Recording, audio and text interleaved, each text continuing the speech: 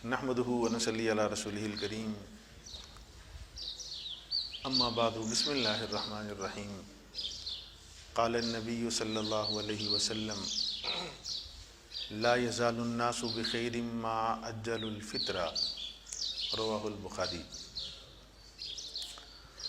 حضور نبی کریم صلی اللہ علیہ وآلہ وسلم نے ارشاد فرمایا کہ لوگ اس وقت تک خیر پر رہیں گے، بھلائی پر رہیں گے جب تک افطاری میں جلدی کرتے رہیں گے۔ اور دوسری روایت میں آقا کریم صلی اللہ علیہ وآلہ وسلم نے ارشاد فرمایا کہ لوگ اس وقت تک میری سنت پر رہیں گے جب تک وہ افطاری کرنے میں ستاروں کے طلوع ہونے کا انتظار نہیں کریں گے۔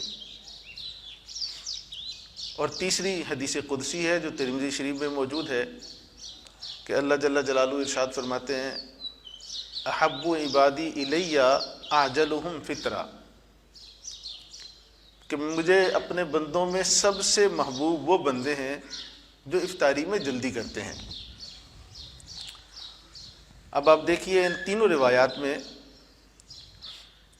یہ بات موجود ہے، ثابت ہوتی ہے کہ افطاری کرنے میں جلدی کرنا چاہیے، افطاری میں تاخیر نہیں ہونی چاہیے۔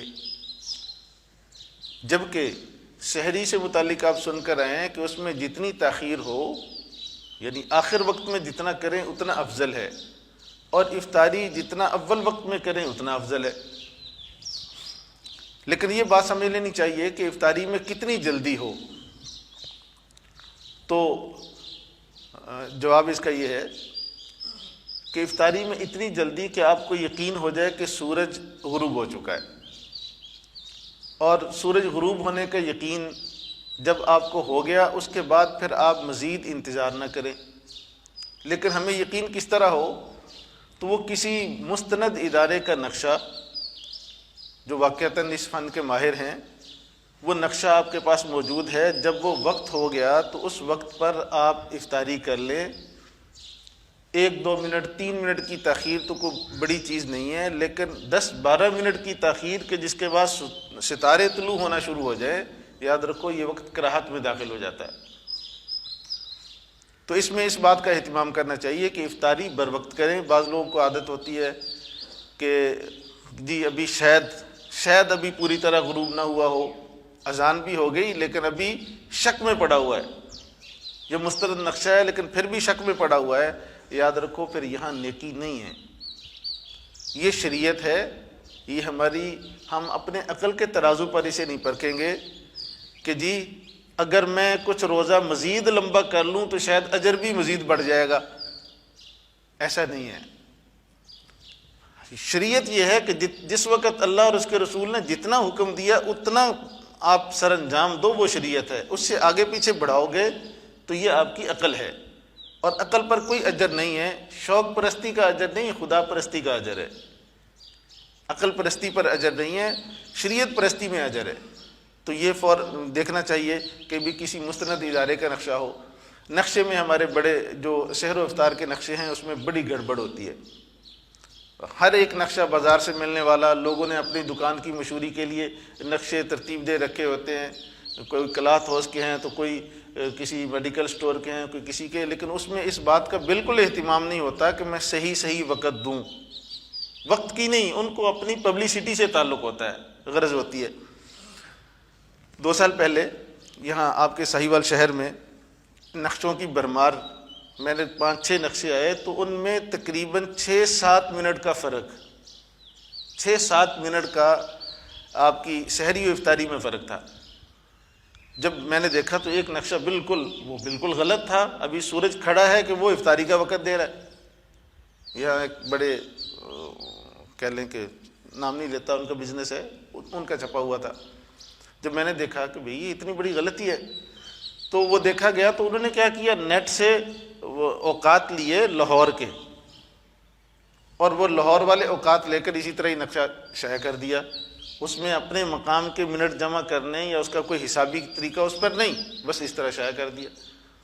تو اس طرح کے نقشے بڑے مارکیٹ میں عام تھے، اللہ کا شکر ہے، لاکھ لاکھ شکر ہے آپ کا یہ ادارہ جامعۃ الحسن اس وقت آپ کے ڈویژن میں نقشہ اوقات صلات دائمی نقشے جتنے ہیں الحمدللہ یہاں سے تصدیق ہو کر جاتے ہیں، ہم دیتے ہیں۔ اب تو دوسرے مسالک بھی اللہ کا شکر ہے ہم سے رجوع کرتے ہیں، جو لگا ہوا نقشہ آپ کا اللہ کا شکر ہے اب یہ پورے پاکستان میں جاتا ہے۔